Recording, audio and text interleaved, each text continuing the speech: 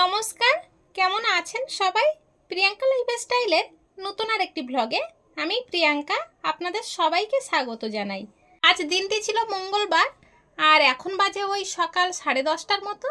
আর এখন থেকেই ব্লগটা শুরু করছি, তবে পুরো ব্লগটা জুড়ে আমার পাশে থাকবেন প্লিজ। আশা করছি খুবই ভালো লাগবে। সকাল সকাল সব কাজ সেরে নিয়েছি। সব কাজ বলতে ওই বাসি কাজ, ঘরের যেমন টুকটাক কাজ থাকে, উঠান ঝাড় দেওয়া, থালা বাসন মাজা, ঘর মোছা তো এগুলো হয়ে গিয়েছে। আর থালা বাসনগুলো মেজে এনে এখন উপর দিয়ে দিলাম। প্রতিদিন তো আমি সকাল সকাল রান্না বসাই, কিন্তু আজকের আর বসাইনি। তার কারণ গতকালকের ভাত তরকারি সব ছিল, সকালে উঠে গরম করে সেগুলো তিনজনে ভাগ করে খেয়েছি। সেই জন্যই আজকের রান্নাটা একটু দেরি করেই বসাচ্ছি। আর আজকের রান্না করব ডাল, সেই জন্য বাটি মেপে ডালটা নিয়ে নিলাম। আর বেতে শাক কিছুটা গতকালকের বেছে রেখেছিলাম, সেই বেতে শাক ভাজা করব। আর তৃষ্ণা বারবার বলছে মা বেগুন পোড়া খাবো, তবে বেগুন পোড়াটা তো করতেই হবে, তৃষ্ণার আবদার। বেগুন পোড়া খেতে তৃষ্ণা খুব ভালোবাসে। আর তৃষ্ণার সঙ্গে কিন্তু তৃষ্ণার বাবাও খুব ভালোবাসে। আমি অতটা বেগুন পছন্দ করি না, ওই যে অ্যালার্জির প্রবলেম, সেই জন্য আর বেগুন খেতে চাই না। তবুও ওদের খাওয়ার জন্য করতে হবে।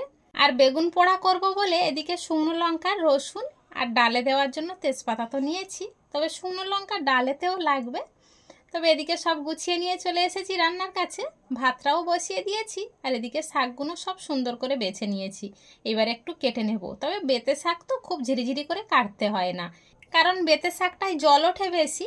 আর বেশি যদি ঝিরিঝিরি করে কাটা হয় তাহলে কিন্তু ধুইতে গেলে সব বের হয়ে যায়। ওই জন্য আমি খুব ঝিরিঝিরি করে কাটি না, ওই 2-4 টুকরো করে নিই। আর এদিকে মাঝারি সাইজের দুটো বেগুনও নিয়ে চলে এসেছি। আর এদিকে ভাতটাও আমার ফুটে গিয়েছে। তবে ভাত ফুটতে ফুটতেই শাকগুলো কুচিয়ে আমি ধুয়ে এনে এক সাইডে রেখে দিয়েছি। আর আজকের তেমন কিছু রান্না নেই, আলু সিদ্ধ দিয়েছি।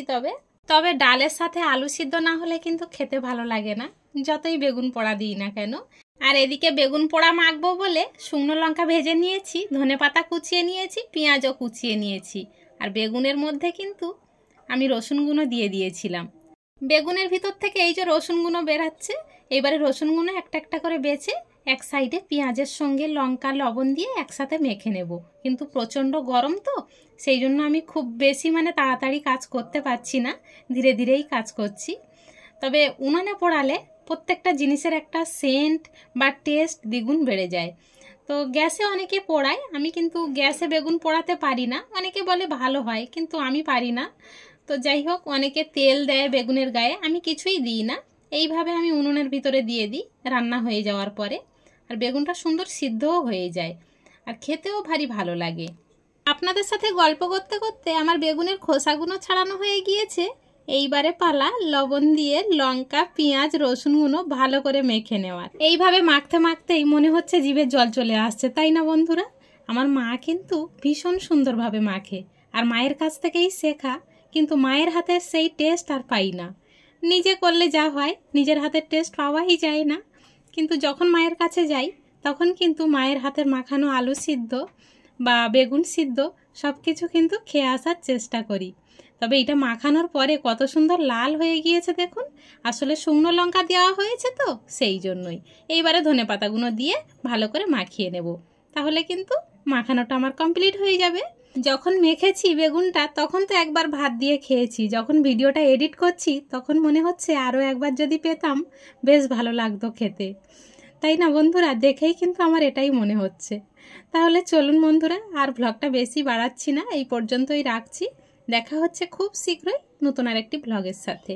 ততক্ষণ পর্যন্ত সবাই ভালো থাকবেন, সুস্থ থাকবেন, সাবধানে থাকবেন। আর ব্লগটি কেমন হলো অবশ্যই একটা কমেন্টে জানাবেন। ভালো লাগলে একটা লাইক করে দেবেন। আর পরবর্তী ব্লগ দেখার জন্য চ্যানেলটি সাবস্ক্রাইব করে রাখবেন।